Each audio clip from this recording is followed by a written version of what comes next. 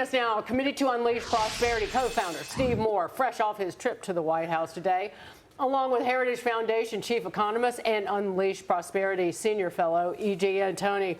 So, Steve, I looked up at the TV, and there's a man who looked kind of like you, and indeed it was you. So, and President Trump's favorite chart appeared to be one that just was straight up, and it was median household income this year, well, from January to June. Average median household income, adjusting for inflation, is up $1,174. We're looking at it right now. How has President Trump done that for the American people in just such a short period of time? Well, it's been a pro-growth, pro-business, pro-worker agenda, putting America first. It's the tax bill, it's the drill baby drill, the reduced regulations that have increased worker pay. All of those things have worked for family income. And a lot of those reforms were pretty obvious. Biden never did them. By the way, for the average lowest income families under Biden, under 4 years, actually lost money when Biden was president. So, you know, Trump was starting from a low base because Biden's policies were so bad for American income. You know, EJ, I know you probably want to talk about the Fed. No surprise there. But let's talk about deregulatory effects that we're seeing. Can you see any of that? Are the industries, you look at the big, tax bill, the big, beautiful tax law, and all of that?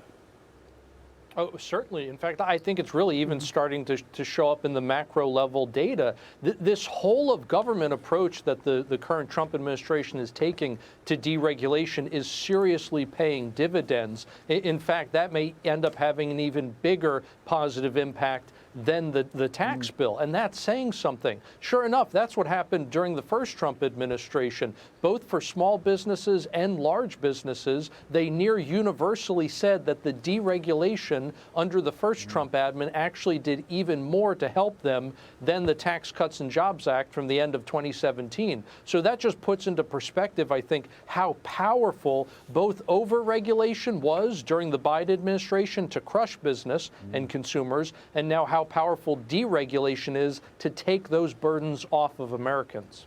And Steve, I just can't get over everything that President Trump is doing is not just for the now and not just for a win for him and his administration. It is laying the foundation for a generation or generations of prosperity. I saw a quote that was in the Journal, and it was about the auto industry taking this tariff hit, but it kind of missed the forest for the trees. The quote was, "The era with globalization and global cars, everything equal, I think we're now going to leave and have a world that is a bit more regionalized." And it mentions the Hyundai $21 billion investment in the United States.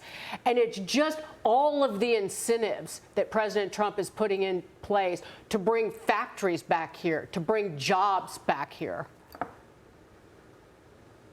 Look, if you get a level playing field, which is what Trump wants with trade, and look, international trade is very important in the United States. We've benefited greatly from that. He's also right that we have been ripped off by countries that have not played fair. But if you get that level playing field, and then, Dagan, on top of that, one of the things Trump talked about in my meeting with him today was, I mean, he's just over the moon over these hundreds of billions of dollars of commitments from all of these other countries, many of them in Asia, many of them in Europe, et cetera, that are going to invest here in the U.S. of A. You're right. That's not going to maybe pay dividends over the next couple of years. That's going to pay dividends over the next couple of decades. You know, EJ, to keep going on this theme from Steve and his big, beautiful chart, I think that's what we better call it from now on. Coming out of today, we see market reaction. We see businesses responding. You start looking across the business boards, as I did earlier, and it looks more than just positive. It looks more than just optimistic. They're making plans in a lot of these industries that supply, whether it's the automakers, all these subsidiary industries. Well, I think part of that, David, goes back to what all three of you were just talking about with investment. Businesses hate uncertainty. It makes it impossible to plan. But again, as deregulation gets underway and businesses have a better idea of the kinds of regulatory rules that they're going to have to face and the regulatory compliance costs, and as they now have a much better sense of what their tax burden is going to be and what kind of tax relief they have now and will get in the years to come, and also as they get a better idea of what tariffs are going to look like as these different agreements with various countries, essentially come to fruition. With all of that, they're getting more certainty, and it's going to lead to an investment boom, both domestic investment because of things like full expensing being brought back, and foreign investment because of these trade agreements. And investment is great because, as Steve was saying, it doesn't just pay you dividends today.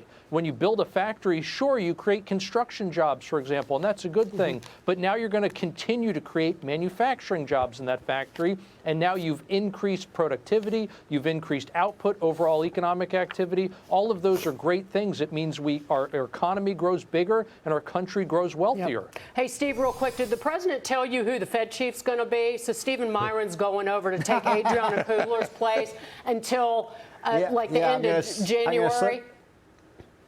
Yeah, I'm going to slip you the answer. The name is E.J. Antoni. It might be. Who knows? No, he didn't tell me, but E.J. would be very well qualified for that job. I just like the fact that the old guard's leaving, and maybe the Fed will stop being the economic Time for some FEMA. young blood.